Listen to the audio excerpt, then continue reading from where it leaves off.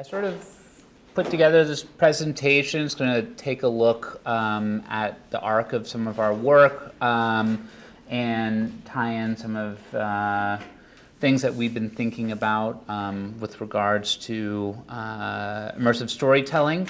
And some of it is hopefully cool and interesting. And now we have people who've been practicing in this space for a bit in here.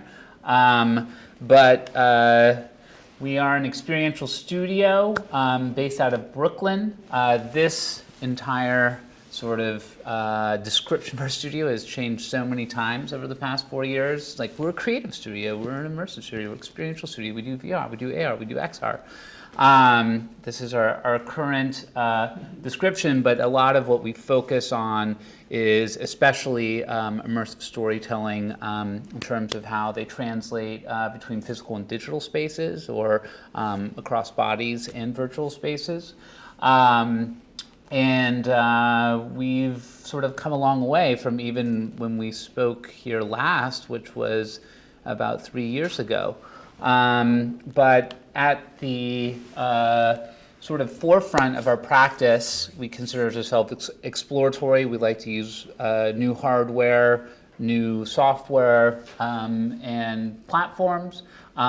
We often, it takes a village to build a lot of the experiences, and we collaborate with artists, playwrights, all sorts of different creative technologists, and insofar as we collaborate, we are really inspired by interdisciplinary collaborations. There's so many different aspects to immersive storytelling that can be activated, and hopefully you'll see through some of our projects how we've been drawn into these different creative spaces. And lastly, we also consider ourselves technical, which might seem obvious, but we really do believe, even for creators, that this is a time where understanding the limitations and what's going on underneath the hood makes you a stronger creator more often than not. And being able to sometimes take those limitations and turn them to advantages, or what experiential mechanics that you can get out of this extremely fluid field in terms of what's available as digital interfaces, or what you can put on your head or interact with, or how you track bodies in space. And it's definitely something that keeps it interesting for us creatively. I'll move pretty quickly through some of these early adventures. We came into immersive through 360 video. We have backgrounds in photography, cinematography, VFX, playing around, building stereoscopic cameras, modifying lenses. And so this sort of shot was actually taken at a time when we were visiting artists at MIT CAST, and also visiting scholars at the MIT Center for Advanced Urbanism out downstairs, which is sort of almost how we met Sarah in the first place. We were like, Media Lab's cool. Like, what else is going? We like looked through windows and stuff. This was sort of like a side project we did in Sao Paulo. We were actually mainly doing drone cinematography, documenting the fastest growing urban regions on the planet, and this was in Sao Paulo. And at the time, we were going in for also writing for The Atlantic and Vice Motherboard, and we saw VR as part of our toolkit. We'd go in, we'd do photography, video stories, write about it, and then we also had this VR camera, and started trying to figure out how that fit into sort of more of a multimedia framework. But before we knew it, after we had started building our own 360 cameras and created a custom post-production pipeline, and 3 years ago, it's now, for me, I'm like, we had to go uphill both ways for 360. We sort of did. We had to build our own cameras. We had to stitch in very manual settings. And there's a lot of over-the-counter solutions now, which is great. But you can imagine the pain and ass to run, modified GoPros 8 at a time, and then, doing all the stitching behind it. I'm going to show, and this sort of actually led us into being swallowed up by Samsung for about a year and a half, doing experiments with like all of their different like media arms, and transitioned Sensorium, which was essentially just like a little bit of a shingle of an LLC for a documentary project we were doing, into what has become the studio. So this is I actually took this from an old reel from 2017. So we're doing stuff with like attaching to different moving vehicles. This was a project we did in Cannes for Samsung. Of course, they wanted a boat with a drone. Jumping out of airplanes with people. Doing these time lapses. This is from Sao Paulo. Doing some early narrative pieces. This is with Margaret Qualley. It was a commission, and got to hang out with Lil Wayne in a skate park. How do you document a modern music festival where they won't let you get near the stage and they think you're just a normal photographer in a pit? This is a work we did with Rachel Rawson. It was the first music video with Pitchfork, a completely animated 360 video. Pretty weird stuff. That's a fun moment in it.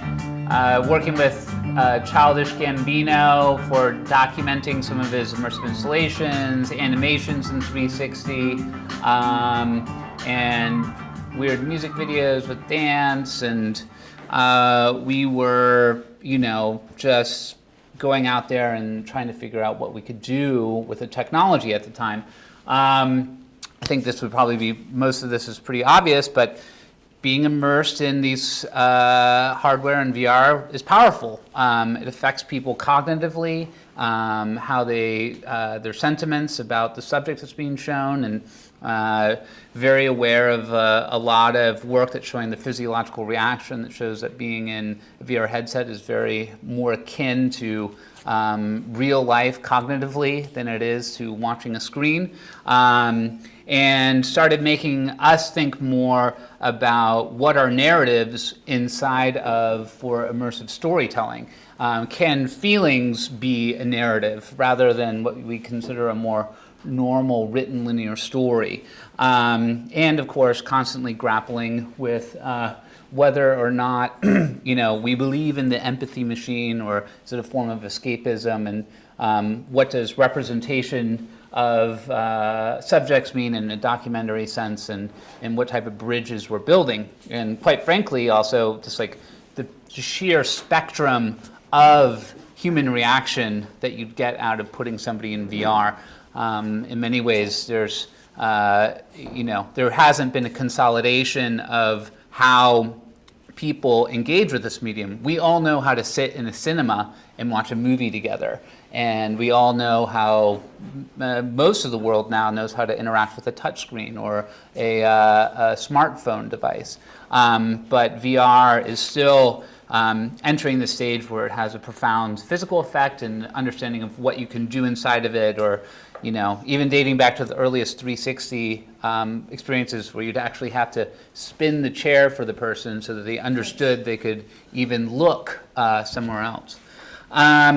Some interesting projects we also got to do within the 360 realm. We were partnering with MoMA for a little bit about how do you document immersive installations as a form, as an archival form, but also sort of spreading their own mission for allowing people to experience immersive installations to a broader public.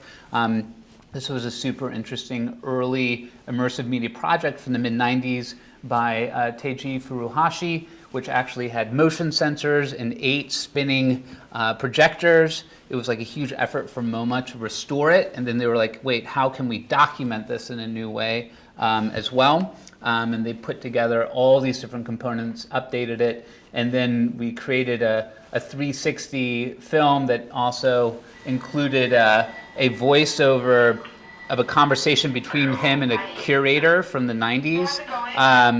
And was an interesting take to try to broaden their audience, but even have a reference for a future curator who they just spent 6 months trying to recreate this work. And how does it actually, could a curator look at it again and make sure that it has some semblance to the original intentions of the artist. And it was also at this time that we started playing with different stereoscopic builds, started feeling the need for greater immersion. And we sort of like to talk about this project because it shows to some production methodologies that we've incorporated more and more, especially with regards to volumetric. How many guys of you heard of Depth Kit before? It's a way of doing capture for volumetric that you could fit into a suitcase and travel with, as opposed to paying for $4,000 a minute on a Microsoft volumetric stage. And this was a project we did with this very talented dancer named Lil Buck. Who follows him on Instagram? Anybody? No? It's okay. It's like a Madonna principal dancer, sort of a social media influencer, no big deal. But he's a super talented dancer. And even though this is not, I don't have footage from the Depth Kit that day because it was done in a basement. We also you can see here on the right, this is a new cinema pairing that we're doing with the Azure Connect. And we're able to generate these volumetric assets that even when using in 360 video, we could apply visual effects to it and sort of like create, a different feeling of presence within the video itself. This was like a 2-day shoot with them where we had 3 different stereoscopic plates, and then we would have them sort of their digital avatar appear, and it was sort of a dance battle between them versus their digital self. So it all had to be like timed out correctly, and this is, they also use a digital avatar to like move them through and across like the different landscapes, and I don't know. This is not something that we like submitted to festivals, but was like an interesting internal fun collaboration that we started first exploring what it would mean to go into this is where we'd like use it to transfer them into like more room scale spaces. And this was sort of like out of that, some of our big lessons were the major questions like why would we even be doing this in VR in the first place? I'm sure this is usually the first thing you want to take to any project. We would be approached by directors with scripts and be like, I've made the script and now I want to do it in VR. And you'd be like, okay, that's great, but this is actually a great movie and not potentially a great experience. And trying to decide what is the way this medium potentially fits in with like a greater multimedia effort, or whether or not it actually works. And pushing people into, not only just trying to capture the world that we're sort of living in, but how can you even take something that's surreal and sort of embody different worlds with virtual reality, which is still an amazing documentary tool. Why be limited to certain laws of physics or other visual representations? And of course, thinking a lot more about presence and embodiment. You, especially like in a 360 video, you feel complicit in what's going on around you. You feel embedded. And how is that addressed? Are you just this third person omniscient fly on the wall the entire time?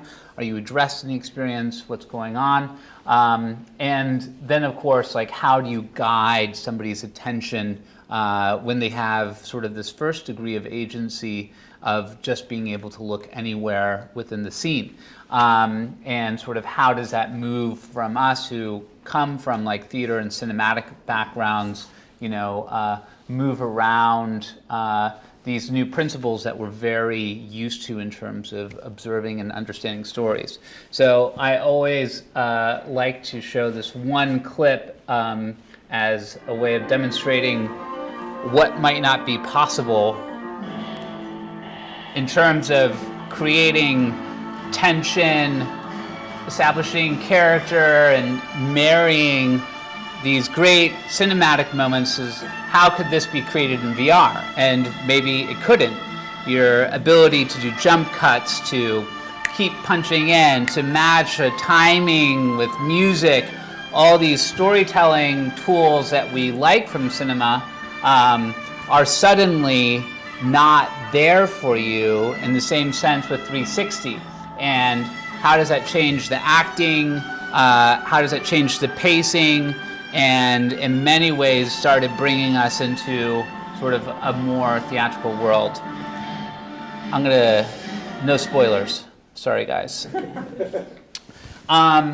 So for us, the big thing was thinking about the viewer journey. And it's like, how can we hold your attention and be very deliberate, obviously with spaces of being able to refocus and explore, but having a very specific mission, much like I always put in that Oregon Trail, clip it, but having a mission for what you want this person to potentially ideally see, and also, even though we might be losing the ideas of cinematic framing in terms of like the close-up, the medium shot, the the frenetic cinematic activity of an action scene, we still feel that you are framing worlds in terms of the equirectangular image itself. You still have these new world perspectives, and distance from camera, blocking, suddenly become extremely important, as well as transitions between scenes. And this is for 360 video or room scale. How do you maintain that suspension of disbelief or immersion within an experience while moving them between different places or different actions?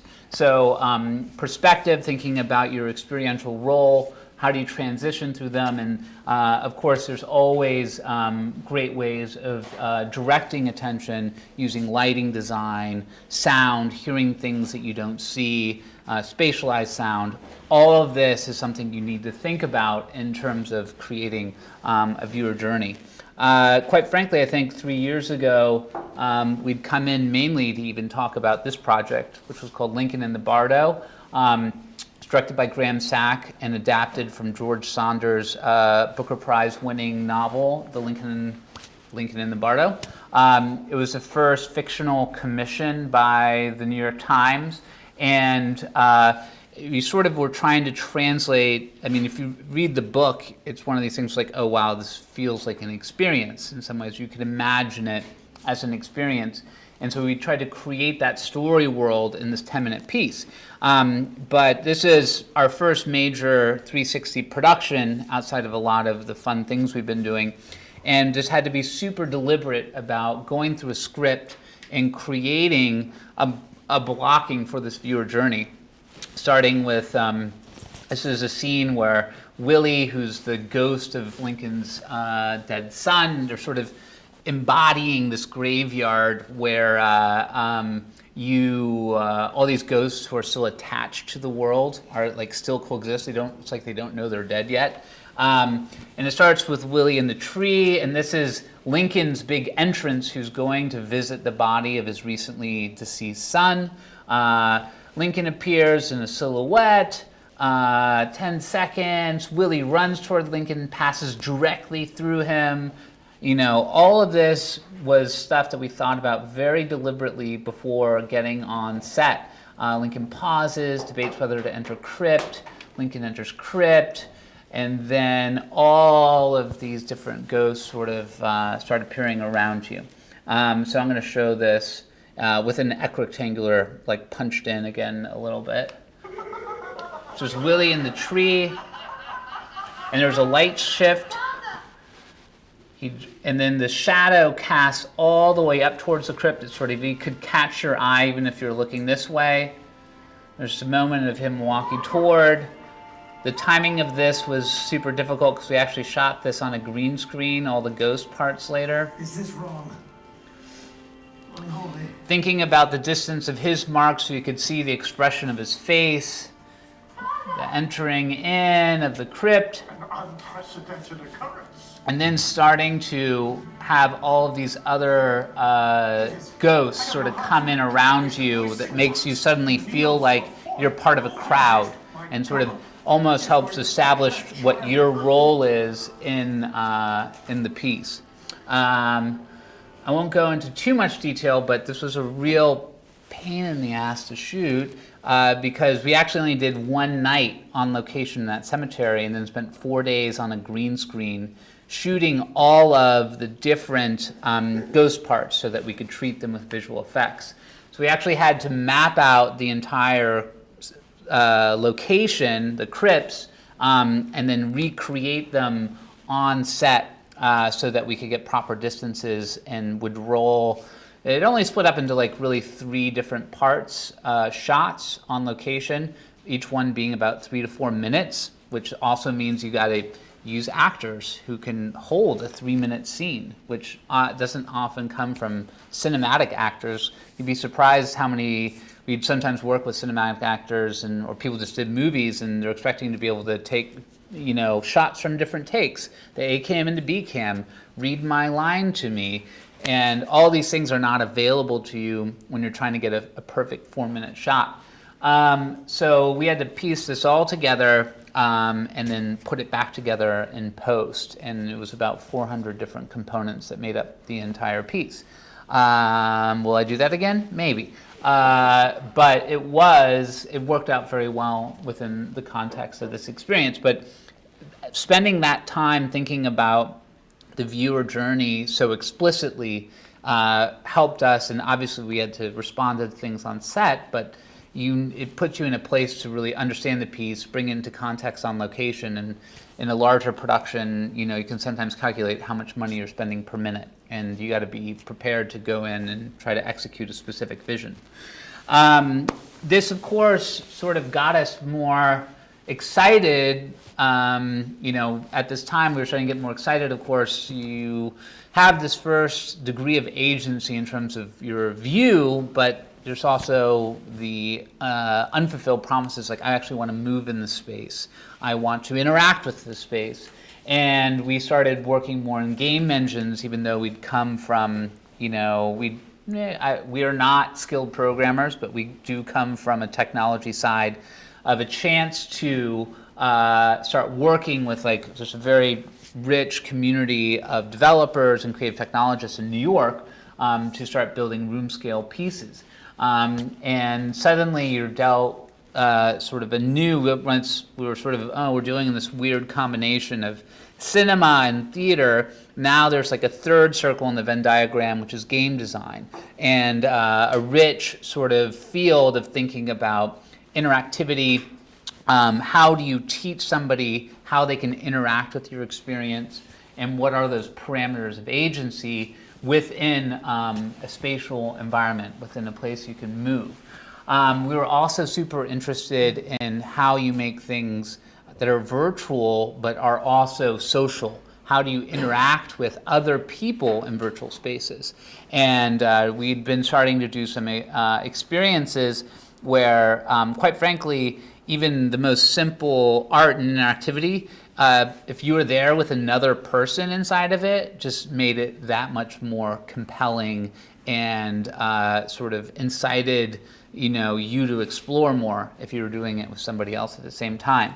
But the biggest problem you're also facing once going into room scale is the loss of fidelity for dynamism. We were obsessed with the quality of a cinematic image.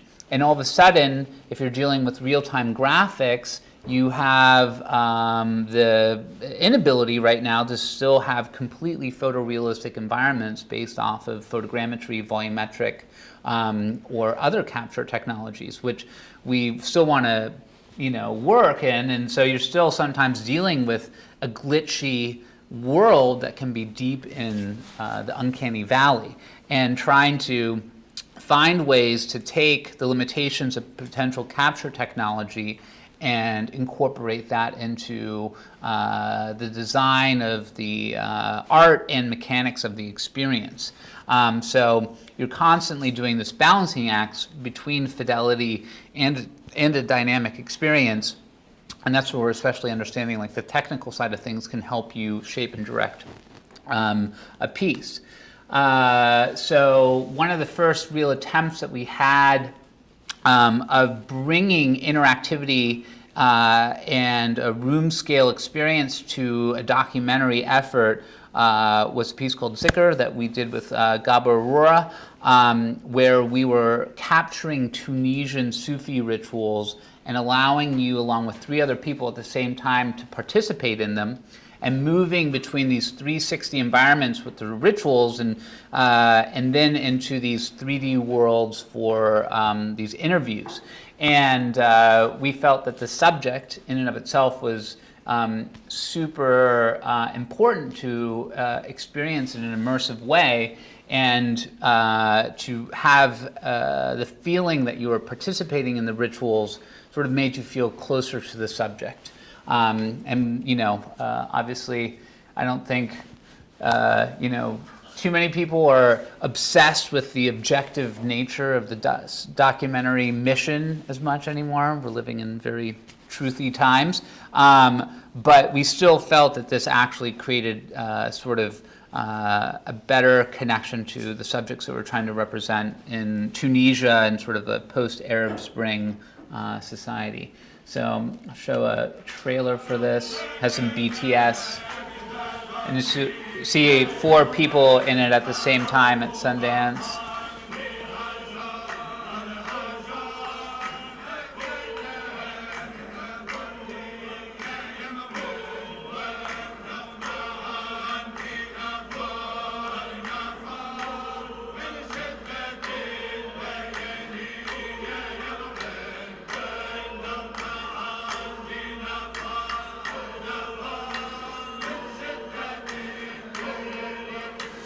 This was actually the first shot that we ever did that sort of compelled us to eventually create the video documentary.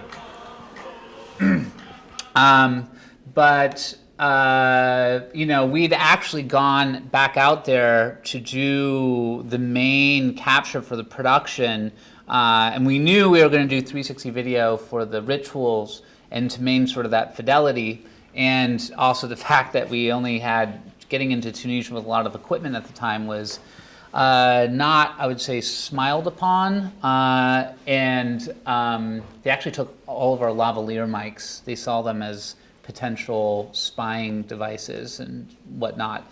We did have a nice letter of invitation, though. So this was a depth kit setup that we, the only chance or way at the time where we could fit a capture system into a backpack, and we're improvising with a lot of our lighting setups. It's still a tool that we rely on. But we had to also think about the interactive design, and you saw the 4 people in a row. Each person is always facing the front of the depth kit object because it is sort of 2.5D. You're not really capturing the backside of them. So we almost limited the movement of the participant in a way by placing bodies around them and finding a sort of a world where within the interviews you could also interact with the other participants using these almost like prayer beads, these like rosary type prayer beads that Igal Nasima, who did a lot of research into Sufi practices, sort of came up with this great interactive design based off of this material. But we wanted to transfer people from these volumetric worlds into these 360 worlds. And finding that transition was so important in terms of making the experience work. As I said, you can lose somebody so quickly within transition. So this is an in-headset view of an interview going into a 360 moment. So the depth kit, and you can see the other participants with their hands on either side of you in these like volumetric worlds and like Islamic pattern, this procedural Islamic pattern on the floor. And we created this story device where you'd almost go from these different particle systems, and this was an orb with a 360 video mapped inside of it. It was made by Nate Turley. And it would sort of then hit you, and you would go into a ritual. And then you'd also have an instrument as well. I'm horrible with the tambourine. But it gave you this, a different way of accessing the subject. And we spent a lot of time with the Sufi troops trying to discuss, what it meant to be in this experience, and we would share as often as we could, like quick stitches of the stuff that we were doing in 360. But a lot of them sort of understood it, and trying to, explain to them, like, this is, this is actually one of our, before moving to over-the-counter solutions, was one of our bigger monoscopic or complicated monoscopic 360 builds, all using A7S cameras with modified lenses, but being like, that thing is going to be somebody, that perspective is going to be the viewer, and a lot of them, I think, rather intuitively understood what we were trying to do. And so even though we were getting more into, compelled to do pieces with interactivity and at room scale, we sometimes also still got sucked into 360 cinematic projects, and this is one we actually did with the Commonwealth Shakespeare Company, which does Shakespeare on the Commons here. And we did an hour-long version, adapted version of Hamlet. And we did it in this massive abandoned theater with mainly a lot of Broadway talent to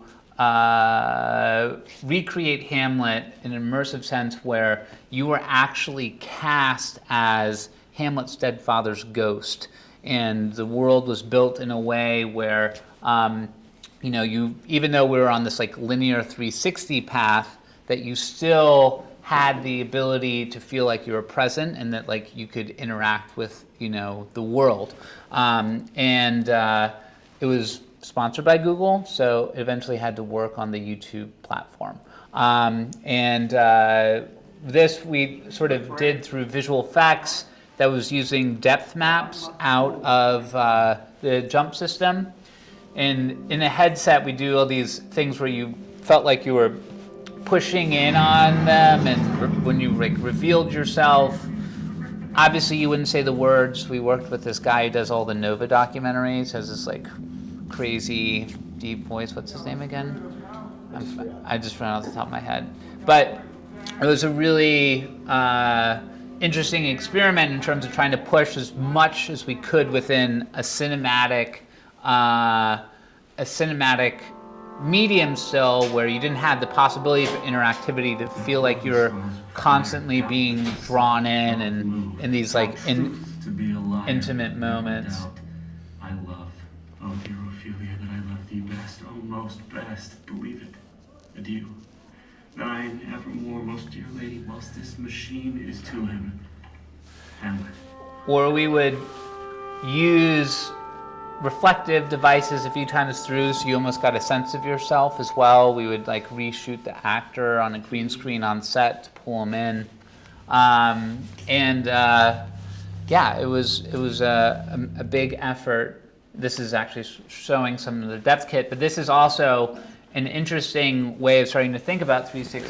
Let me up the brightness on this so you can see it a little bit better. But there's ways of taking this depth information with stereoscopic footage and turning them into sort of like semi-light field type representations in a game engine. Like having depth information allows you to map that color information within a game engine space. And so this type of information is stuff we want from 360 shoots, but it's also another avenue through which we're thinking about, and this is like from the fight scene, of using things that are captured in reality and bringing them into interactive and room scale spaces.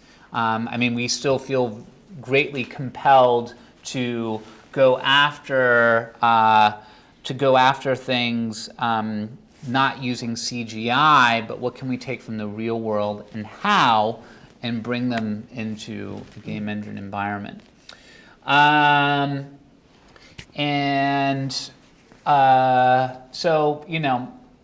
Eventually, like, we also started doing a lot more, we did a few interesting collaborations with theaters, and especially like immersive theater has thought a lot about co-presence, how you interact with people in social situations, how you freak people out or not, why you do that. And also thinking about a gradient of immersion, not just pure VR projects.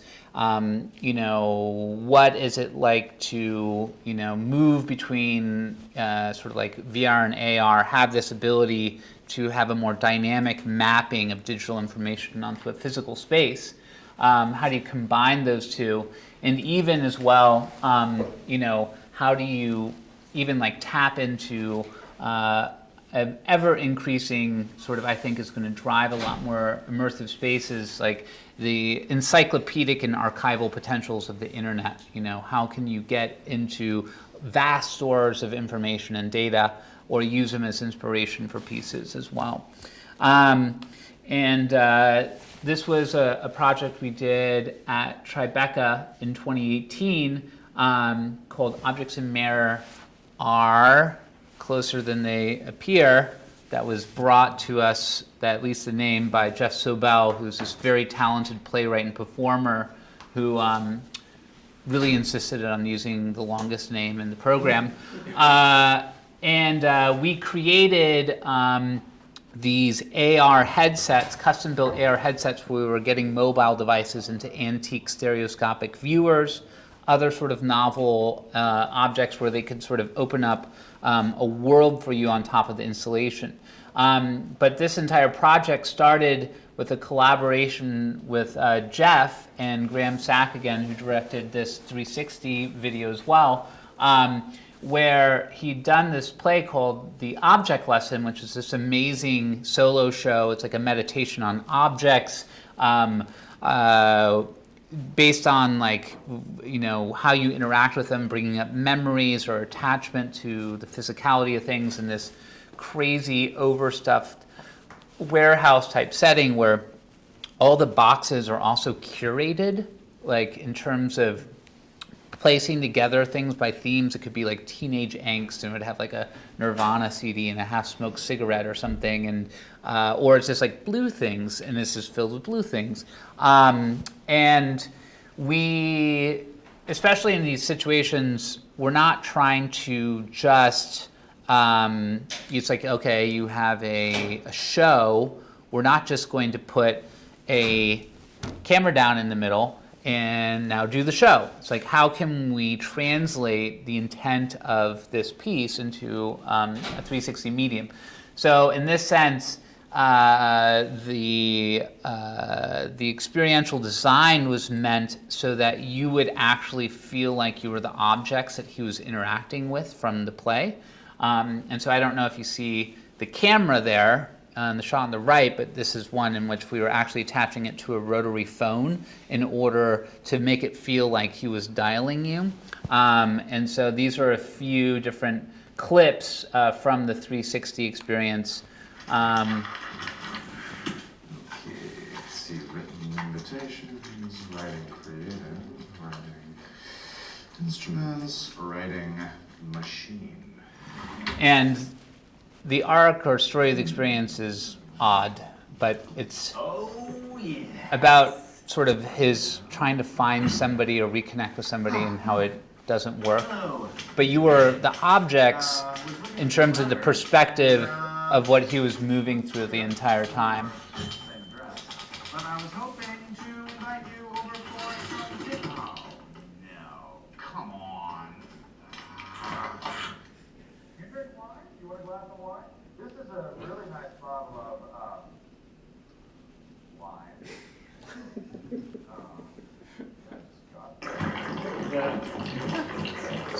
Better in headset. Really had to yank that camera fast. Yeah. Never survives.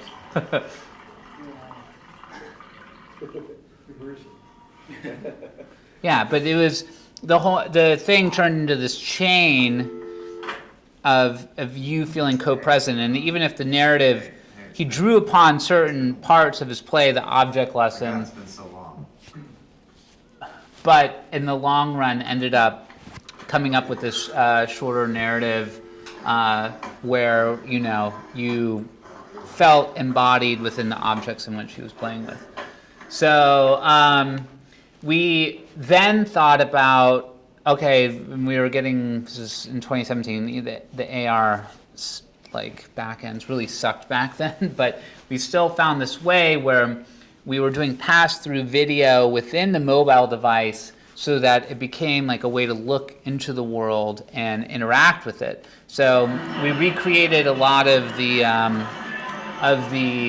sort of setting of the play, but there's like telephones with recorded messages, and hidden were triggers throughout the entire environment. So you were searching through physical objects, and there was a digital ephemera on top of the entire curated like physical installation.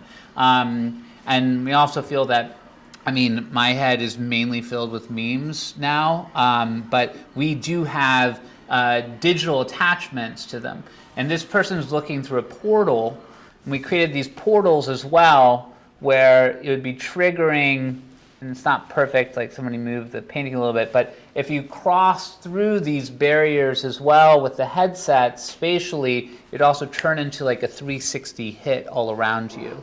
So there were like these normal AR triggers, but also physical objects that if you sort of went into would turn into these immersive hits using antique stereoscopic viewers. Or like you found an object like the cover of this box, and it would turn into found home Christmas footage, you know. And people would spend a long time exploring both the physical objects, looking for digital objects. We'd hide the triggers, like there was actually that Johnny Cash thing, and you could sit down next to this window and stick your head through. And then if you stuck your head through it, you'd transition into a trip over the Van Humber. If you got to turn all the way around, there's somebody wearing a Wookiee mask inside the car, some little Easter eggs. But this is, you know, just creating these weird digital windows, you know, within these spaces. And it was also for an installation, like you could just walk in and do it. You weren't waiting in a line, and, you know, installing this thing was a massive pain in the ass, but it was, you know, for us, like a great marriage of, you know, having different gradients of immersion and playing around. It was like our first major augmented reality project. Yeah, and we thought people really enjoyed it, and were trying to show each other things, and kids would freak out inside of it as well.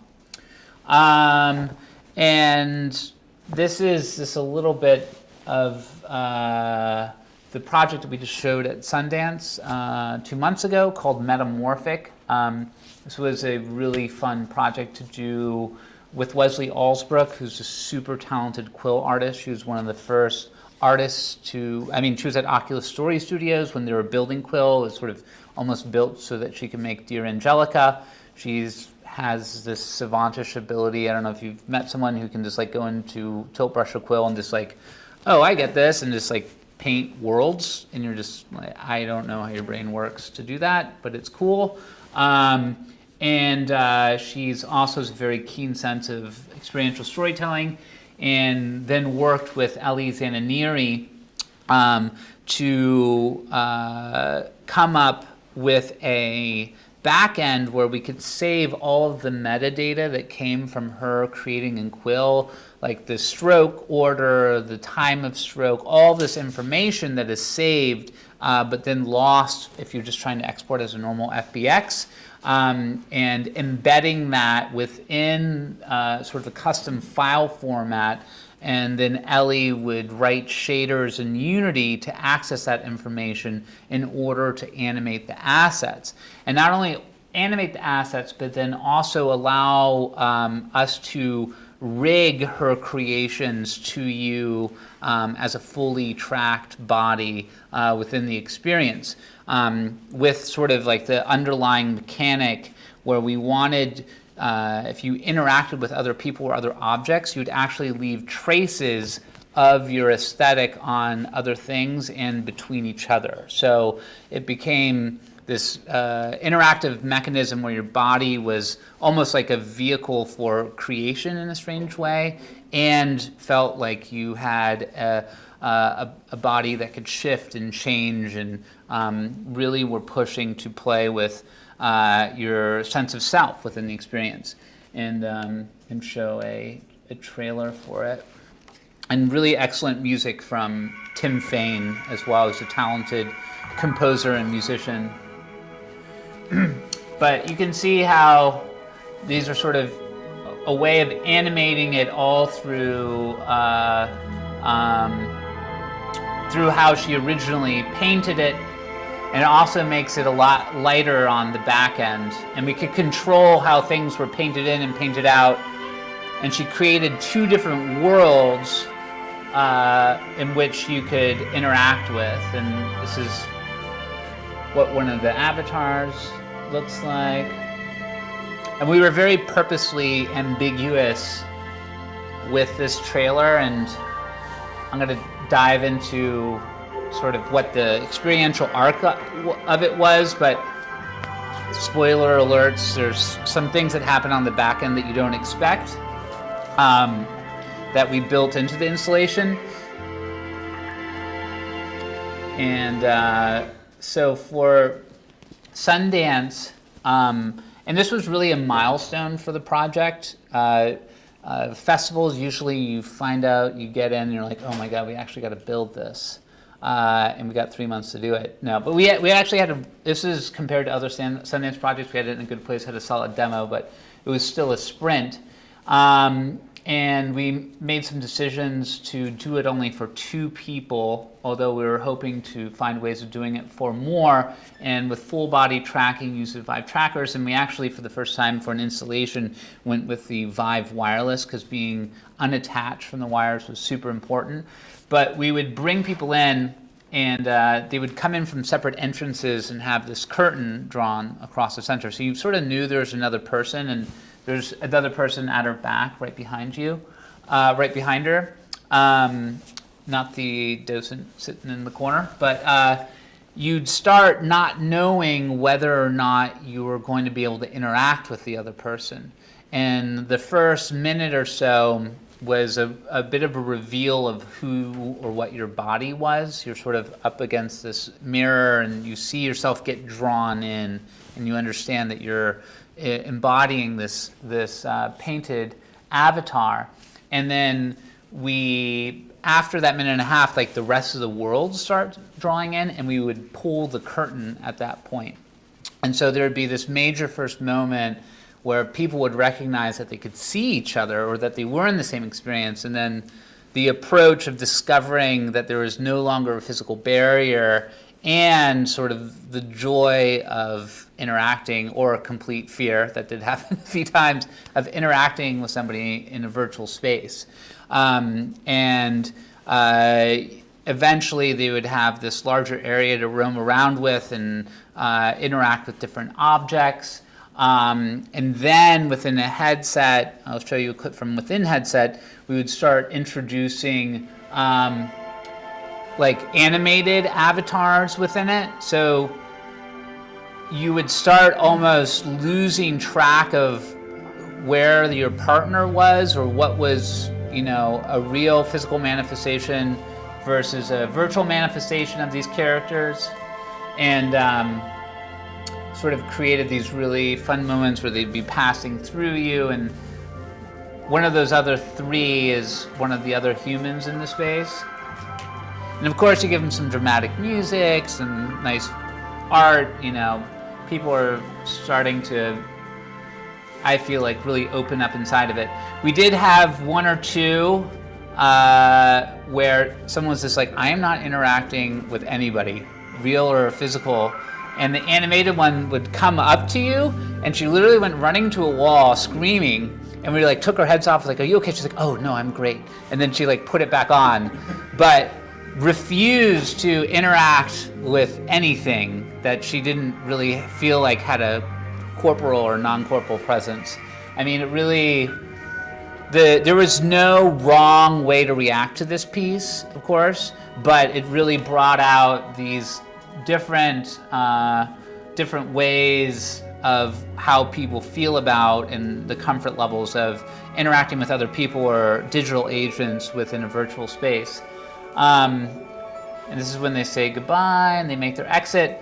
And I don't have a photo of it, but what we would do within sort of the third act is one of us would actually come in fully tracked, without a headset, but with a tracker up here and 5 trackers on us, and come in as a physical person, and then that would really freak them out because they're like, and we'd like bring them together in like a circle in the center, and so they'd be like, oh my God, it's like there's a third person in here, and then we deny it afterwards, and just trying to like give and take back and give and take back in terms of your understanding of who you are, who's in there around you, and there's a way of thinking about this where we want to take it with 6 to 8 people. We're finding ways of tracking bodies and getting like skeleton information without using the Vive trackers, maybe even porting it to a Quest so that we could have a more open-ended world where you could almost enter at any time, and even have different roles and working with different artists. And so there is, in a sense, that this could become a little bit of a platform. And of course, we're also pursuing the endless task of trying to find places where you can do long-form installations of this type of work, which is still a problem in our space, where there are really amazing projects at festivals, but no immediate places necessarily to exhibit them, although there are interesting examples that are coming up in North America, like the Phi Center in Montreal. We're also working with the Onassis Foundation and the New Museum in New York. They've just announced a new project called Onyx, ONX, which is going to be a 12-month residency membership for 12 artists to work in this 4,000 square foot space. And John and I are going to be studio fellows there. We just got to buy a ton of equipment, but it's going to be a space where you could like stage and work on projects like this and hopefully exhibit. There isn't, a cultural institution in New York that's like consistently exhibiting this type of materials or hasn't already programmed painting shows for 3 years straight or something. But we're also seeing a lot of movement in terms of location-based entertainment and other people trying to take a stake in this place where, a lot of this work can be seen by other people. I mean, we did a lot of work on Metamorphic, and quite frankly, only 500 people have seen it over the course of Sundance. And I always like to quote Kamal Sinclair, who used to be at New Frontier and has started these new projects, but she's always said that immersive storytelling is actually more of an oral tradition. We just sit around talking to each other about what we saw, rather than sometimes really being able to see it. And so that's something that we're constantly encountering and trying to think about, because we love doing projects like these and we're trying to find a way to share them with more people. And so that represents sort of like our latest effort in terms of thinking about a piece holistically, where we've taken very close consideration of like your experiential role, what is your parameters of agency, in this sense, like what is a little bit of this participant journey, all these different things that started with us, clipping 360 cameras onto cars and jumping out of airplanes and things like that. And, we're super excited about continuing to work in this space. And sometimes it's always fitting to end with this quote from Janet Murray, who worked out of MIT for a considerable amount of time and still has, a great book, but that there is still a large space open to us within this type of storytelling to create new forms. And as the hardware changes and continues to change and the platforms continue to change, there are tons of creative opportunities and opportunities that we're still excited about. Yeah, that's what we do at Sensorium, and that's how we try to get by in this space and why we're still committed to it. And so If you guys have any questions, feel free to ask them, but that's a little bit of our arc as a studio working in this space. Thanks.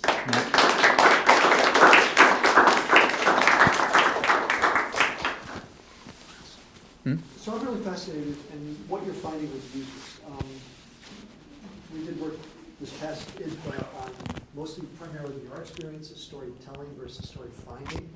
And from the data I've gone through, it's starting to look like the world is divided into two kinds of people. Those that want to go for the ride and just be told, and those that want to test limits, poke around, find.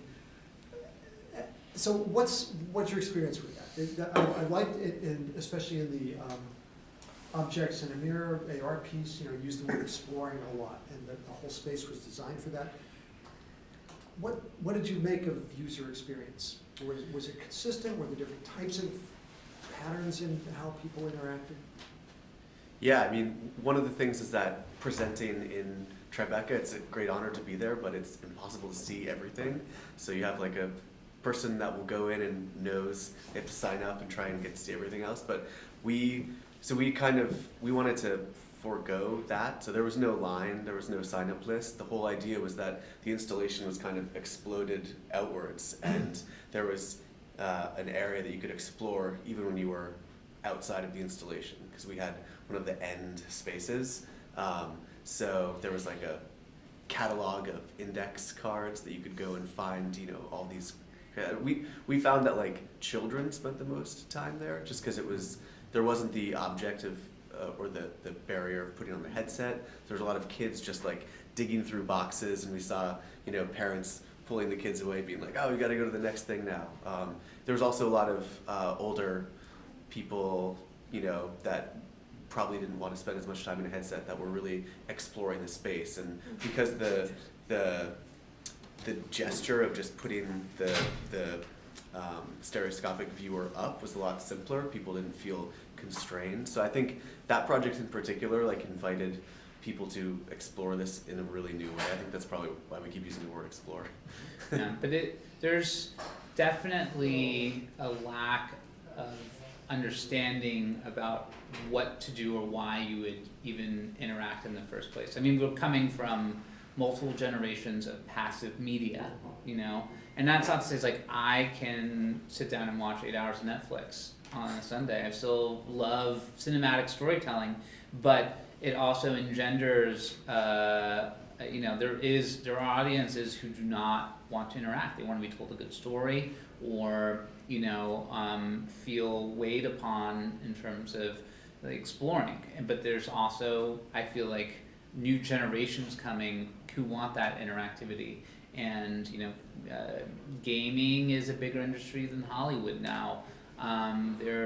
It's seeping. This type of interactivity is seeping in all over the place within different media organizations, big and small. And insofar as we also act as a studio where we consult, seems like we need to make our next thing experiential. You know what I mean? What does that mean? And obviously, it doesn't have to be VR or AR to be experiential. But in the same way, when we had early iPhones, we didn't know how to swipe, pinch.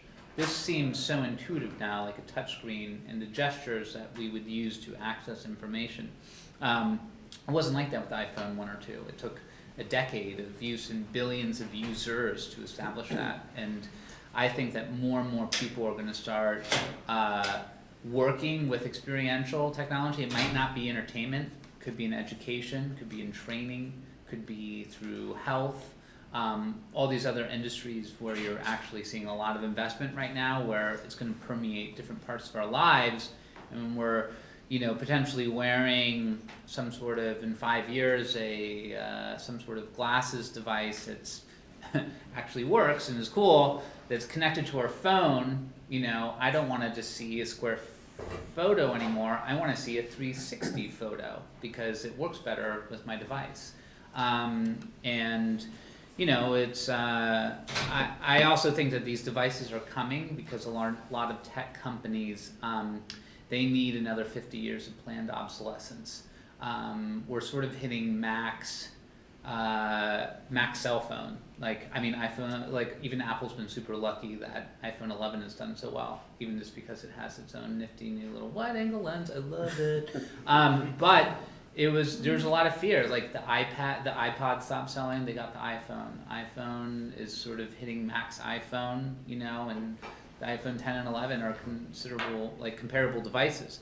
So what for a technology company like Samsung, Google, Apple, HTC, what is another 50 years of media devices that you need to sell and improve on and get people into?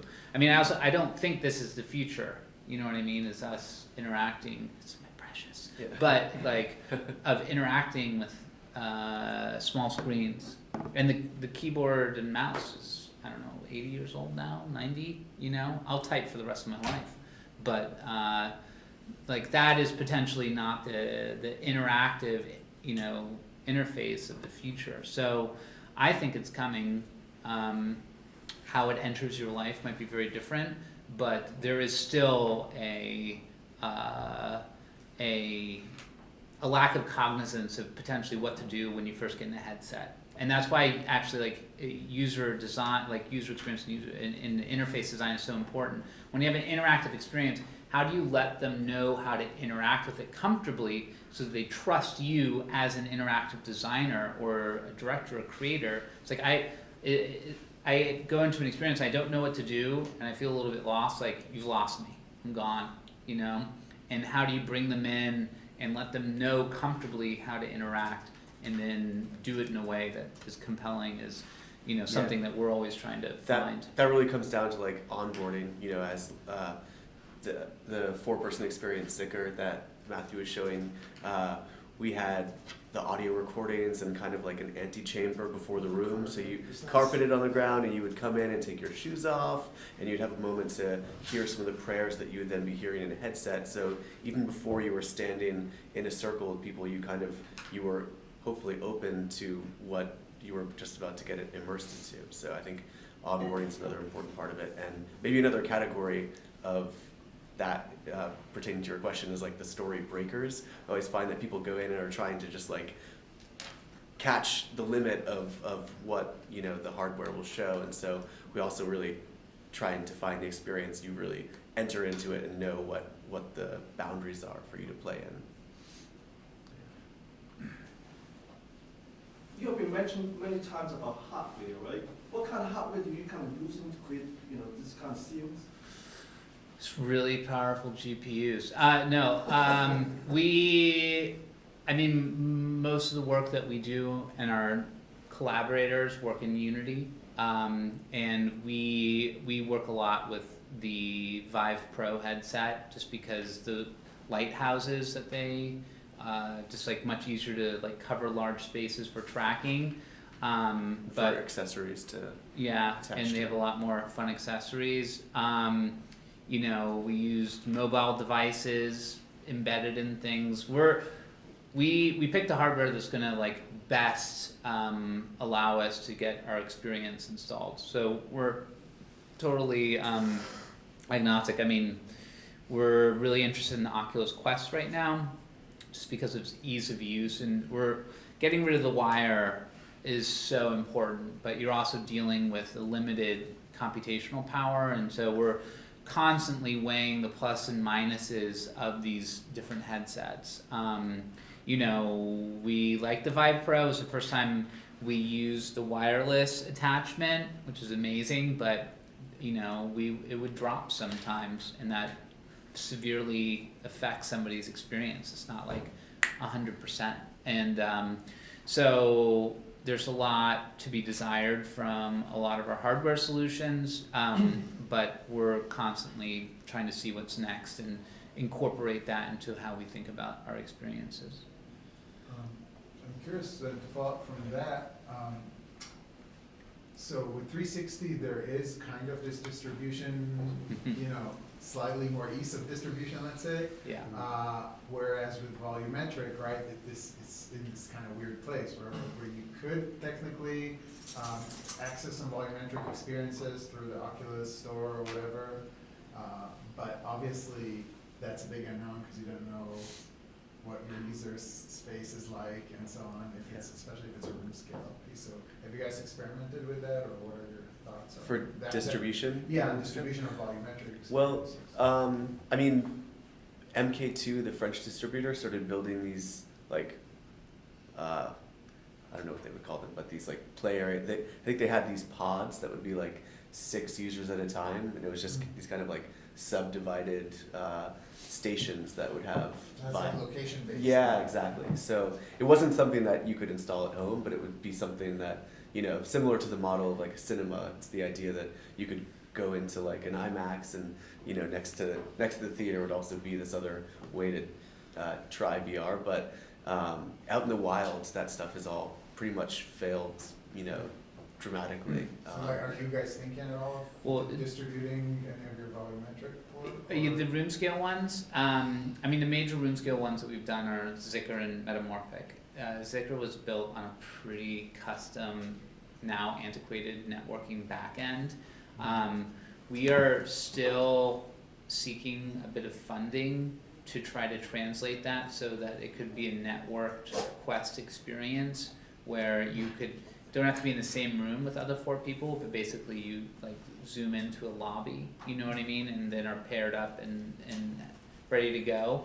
But the thing where most studios are gonna, and even financiers are gonna ask you, this is gonna work on the Quest. It's the fastest selling device right now. I've talked to other developers or studios, and you know, they're getting 10 times the same amount of purchase on a Quest in 1 month than they did in a year on the Oculus Rift. And so that's like a big potential hope in terms of distribution. Metamorphic, this one that's like a big next step for us, just to get it on the Quest. And it's really one of the first devices where it's like you pick it up, you put it on, it works on a room scale. A lot of people are interested in these other pieces that go on a Rift, but not many people have a gaming PC at home, you know, or the wherewithal to set it up. I mean, people couldn't even handle a Gear 360, like taking your phone and putting it into a headset and then putting it on and then clicking the app before. It's like, no, that is 4 steps too many. Once you pass 1 step, you've done too many steps for most consumers. And so the Quest has broken down that barrier, and you know, people are starting to see an uptick. I mean, listen, the Quest is still very gamer oriented, you know what I mean? But you're seeing greater saturation for those type of headsets. There's a hope that room scale pieces that feature volumetrics, you know, are going to get out there more. It's like you might have bought it for gaming, but some other member of your family can just pick it up and start getting into it. So there's a hope, you know. So yeah, we're trying to think about experiential design that would potentially have like a much cooler version for location-based entertainment, but also has a way of working on the Quest. And quite frankly, like, it's something that really really informs our experiential design is in terms of trying to create viable business models, because it's not easy out there, and a lot of that initial sort of random investment for experiments that was occurring, you know, in 2016 and 2017 doesn't really exist. And Lord knows what's going to happen after this week. A lot of exploratory budgets for major tech companies, which are getting hit really hard right now, they're like batten down the hatches. Let's focus on our products and platforms that are, you know, performing, and you know, that's the way it goes. I mean, like, we worked with Samsung a lot, and then they had the problems with the phones catching fire, and that nearly killed. You know, it killed, helped start killing. I mean, the fact that the Gear line did not sell well at all. As I said, people didn't know how to put it together. It was just too much. That just killed it internally, you know. So we'll see what Convid does as well, and Right. you know, They'll like probably pipe back up as soon as Apple figures it out. They'll pipe up. yeah, they have. everybody has a plan for this and are still experimenting. Google pulled Daydream and the Jump platform. They're still doing stuff. You know what I mean? And there is an opportunity for like the future of digital interfaces out there. One that might not be purely VR, one that might not be purely AR, and it's still looking at a lot to improve upon, hopefully in the next 5 or 10 years. Yeah. Yeah, thanks so much for presenting all these different projects, and I'm excited to learn more about each of the endeavors. I mean, it seems like the context of, say, the viewing experience, seems pretty clear for, say, the Lincoln Project or the Shakespeare Project, or we're watching a kind of expanded theater. We're sort of cast in the role of like intimate witness in various capacities. I mean, it looks like a really breathtaking production.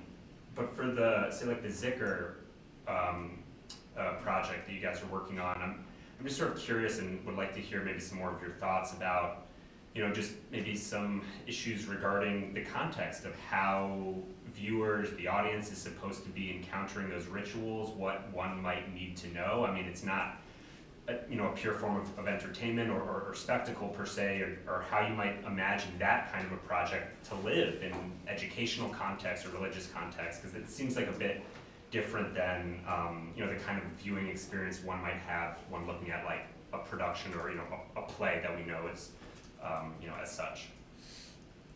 Yeah, I mean, we had to approach that with a lot of sensitivity, and but at the same time, it came from encountering a community that really invited us in and wanted to share what they were doing. Sufism is a practice that is very different from country to country and even like city to city in some places. But it's sort of deeply woven into the popular culture of Tunisia. Like some of these people perform in front of large audiences, which might be considered completely outrageous in different countries. Like these are private, solemn rituals, but in Tunisia, it's open and invitational, and they wanted to share it. And we would encounter, even with that project, like a Tunisian academic who would be like, this is not Sufism. You know what I mean? And it's a very popular form of its expression, and I don't think it limits their own like devotional nature of the pieces by doing it. So you'd have to like, in the experience, the interviewees definitely introduce the context and what it means to them to do those rituals, and it feels like inviting you in to show what it means to them. And a major part of their Sufi practices in Tunisia is showing a side of Islam that we normally don't see represented in popular media, one that is not about peaceful means of resolution, less conservative, Wahhabism, which has like spread across North Africa. So it was really about encountering, a different side of Islam. And as John was saying, you would try to put people in a place like where you take off your shoes, you'd be listening to recitation, and open them up a little bit to what they're going to see. But we definitely had some lady come out at Sundance, is like, is this some sort of propaganda, or like a recruitment tool for an Islamic sect, or something? And I don't know. It was a tough, needle to thread. But I feel pretty positive about it, and I really do want to take it back to Tunisia. We've always been trying to find funding to bring it back, but it was an experiment in a big way. Even like making it in 2017, it feels like a long time ago. But it was it's like, is that interactivity gonna like hurt the like documentary nature of it or journalistic effort? But feel pretty good about it in the long run. I think it's been holding up well. We actually presented it recently in New York again, and people sort of love it, and the music's great. It has all these like sub-Saharan musical influences that are great, and there's some cool moments inside of it. It's some nice characters. Yeah. The girls nice, the old guys, yeah. Yeah, and actually the young girl performing, it was the first time that she sang publicly. Like that was her aunt who leads that group, and we were almost like a little hesitant, but she really wanted to perform. Like the aunt almost didn't want her to perform, so we captured this like really. It happened to be like a really raw moment where she stumbled a little bit on part of, and everyone around You can just you like feel it it's there like as this well. crazy tension. You feel everyone like tighten up, and then she just delivers it, and it's really beautiful, her performance. So it's Yeah. one of the first times she sang publicly. Yeah, Yeah. it worked. It could have really not worked, but it worked. And we had a great team around that. That was like a lot of minds came together to make that actually like become what it was. But man, sometimes we move so fast. It's like we really need to get that on Oculus, on the Quest. You know what I mean? But it's also playing simultaneous 4K videos, depth kit assets, and it probably is not going to port very well on this version of the Quest. And Yeah. I don't know. Sometimes we do need to. I mean, a lot of what we're approaching now is, is how to take something like that and find like wider audiences for it. But yeah.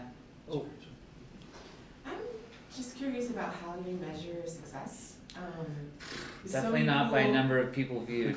Yeah. 400 people So saw Take that the one. TikTok if you want millions. No, it's joking. Go ahead. Sorry.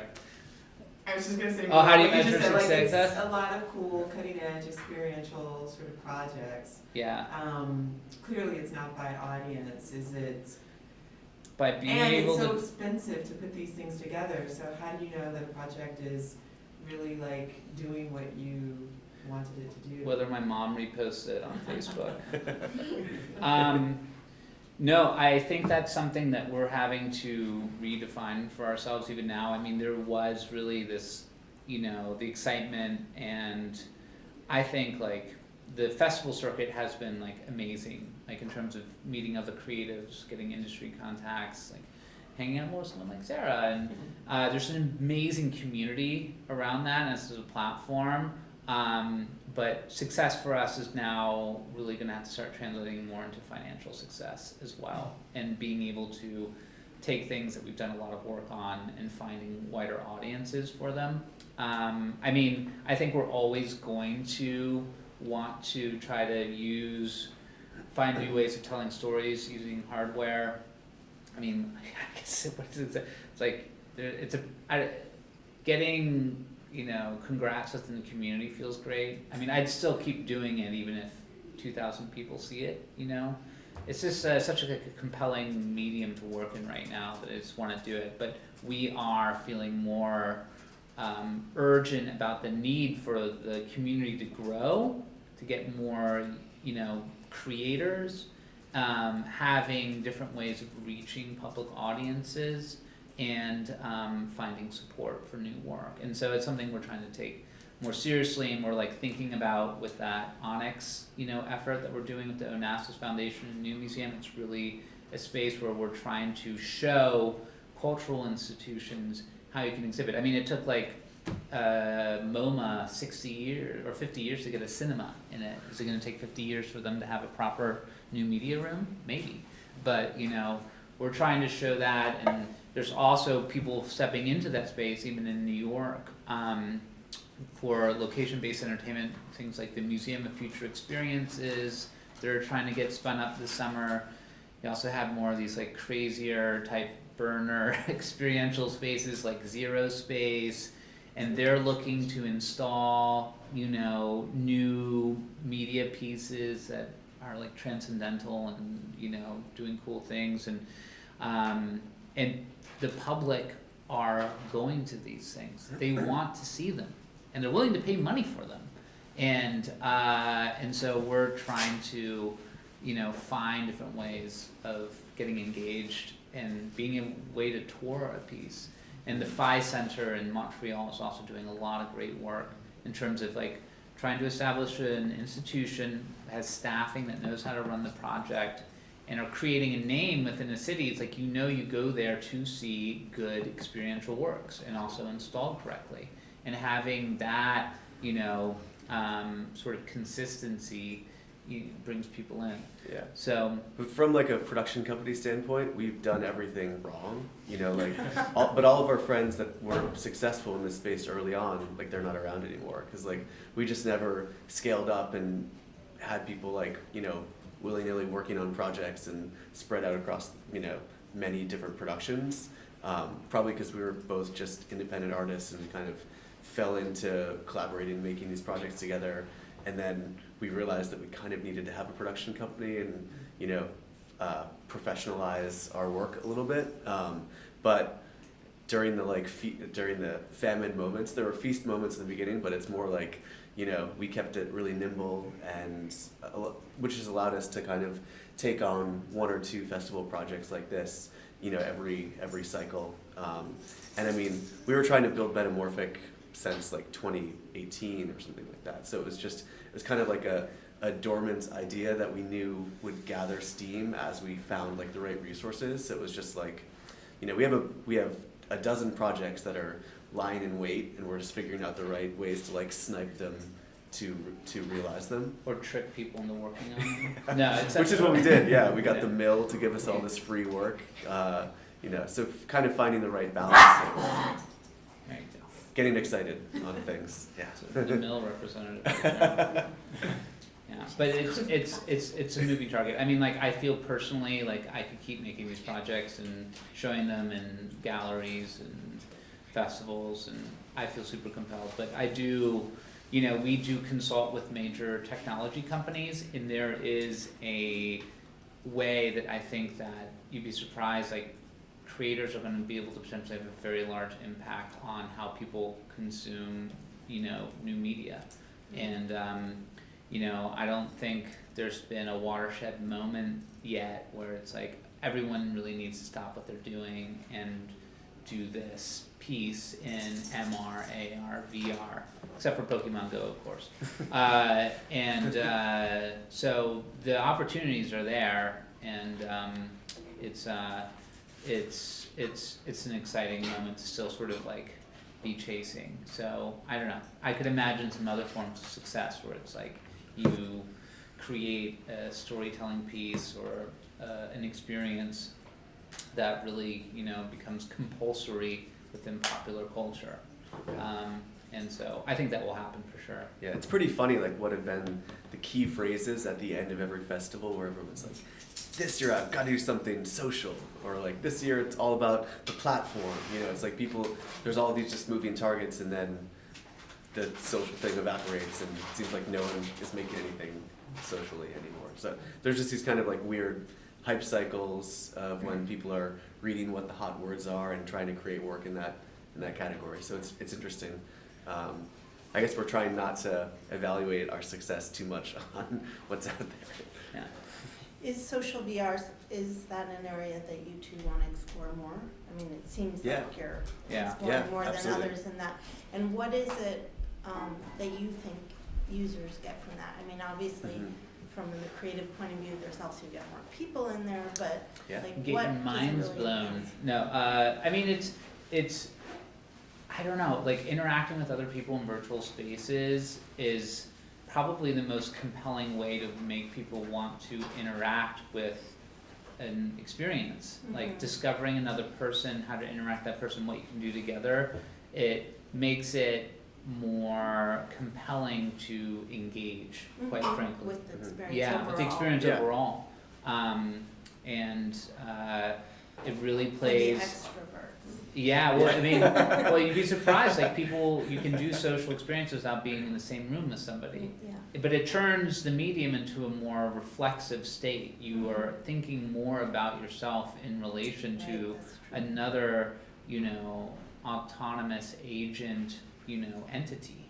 And so I think it's a good Kickstarter for your involvement, and I also just think, you know, it's people like to share those experiences. I don't know. It just taps into a few areas that make it more compelling, make you more willing to engage, and you know, I don't. We're not like Ready Player One, or you know, right now, but it's people sharing virtual worlds and Right. creating their own virtual worlds in which to potentially inhabit, communicate, cooperate, co-work, you know, Right. I think that's gonna become more and more of a thing. Yeah, there's like a dystopian downward spiral of how it could all just be everyone working in isolation alone. But like Yeah.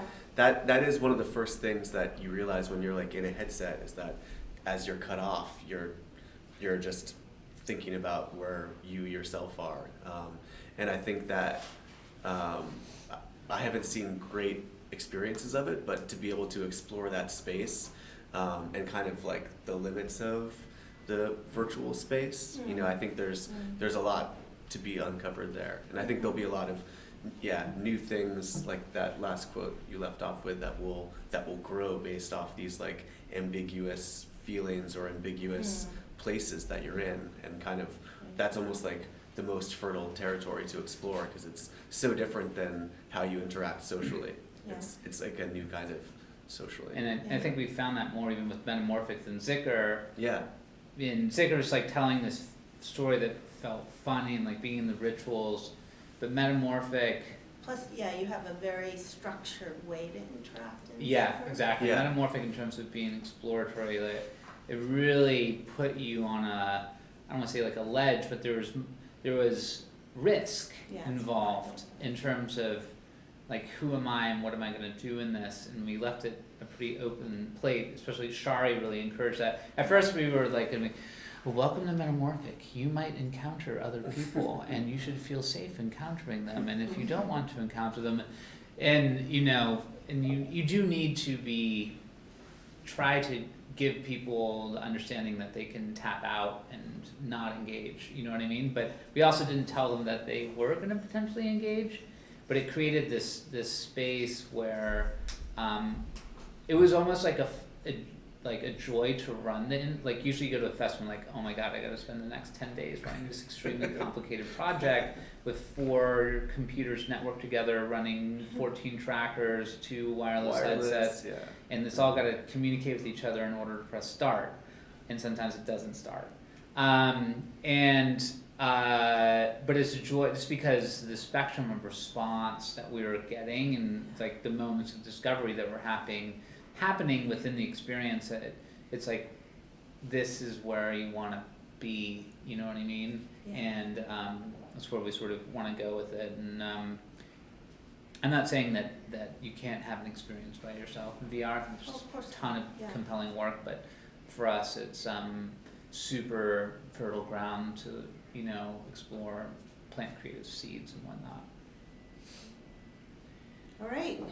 So, Thanks guys, everybody go Thank home you. and self-quarantine.